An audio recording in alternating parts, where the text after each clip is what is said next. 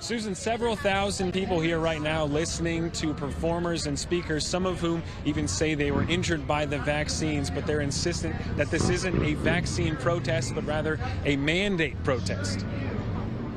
During COVID, they closed our schools and left the strip clubs open. Frustration on full display.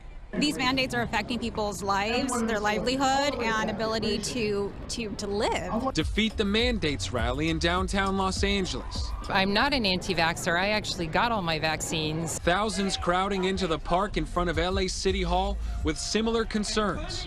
For a certain percentage of the population, they are actually taking a real risk of severe injury or death.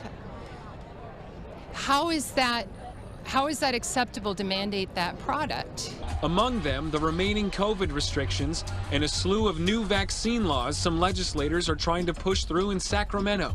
My body, my choice. This crowd here just hopes to be heard. There's a brighter future ahead. Our children will correct this mistake that is made to us. You think kids will fix this? You think they can see the logic in it? If they're raised right. It's not right, and we deserve to have medical freedom, in America especially. Nurse Julie Roberts says she wants the mandates lifted for her fellow frontline workers.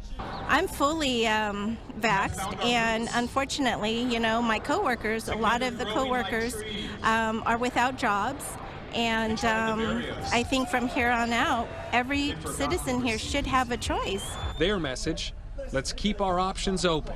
I'm pro-choice. Our whole life is about choice. We live in a free country to choose our what we want to do and what we choose to do.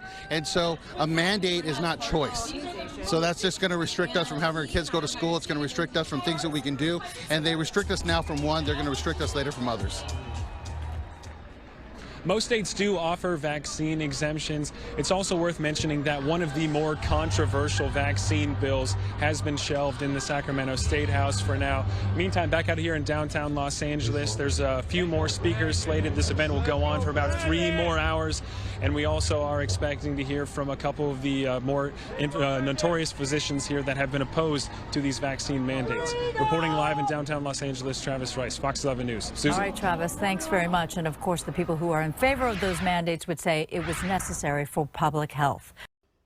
All right, y'all. Y'all know what to do. Raise those signs up. And there were plenty of signs and American flags, too. Earlier today, thousands of people braced the cold to protest vaccine mandates around the country. The rally started along the National Mall, and supporters marched to the Lincoln Memorial. Our Megan Rivers was among them. She was there speaking to many who came out and asked them what they were doing at the event.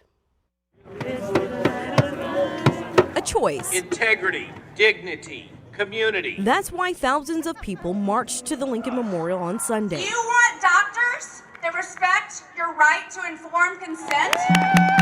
Hoping their act will lead to the end of vaccine mandates across the country. Are you a vaccinated person? I'm not answering that. Okay. You just want the passports, the vaccine mandates to end them? I don't think they should be telling us what we do with our bodies. In our region, the district is the only jurisdiction requiring proof of COVID-19 vaccination to enter restaurants and bars and other indoor facilities. We must live free or we will die. The message for many on Sunday was not anti-vaccines. That's right. But the right to choose. Natural immunity. Kevin, who is fully vaccinated, and his son traveled from Arizona. I did it because we were told that it prevented people from getting COVID and that it would reduce the likelihood of me transmitting it to my family.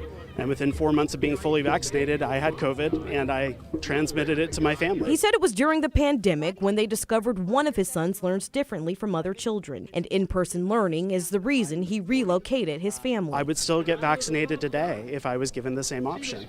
But I don't want my 7-year-old who's naturally immune to be forced to be vaccinated. Janae is a nurse in Alexandria.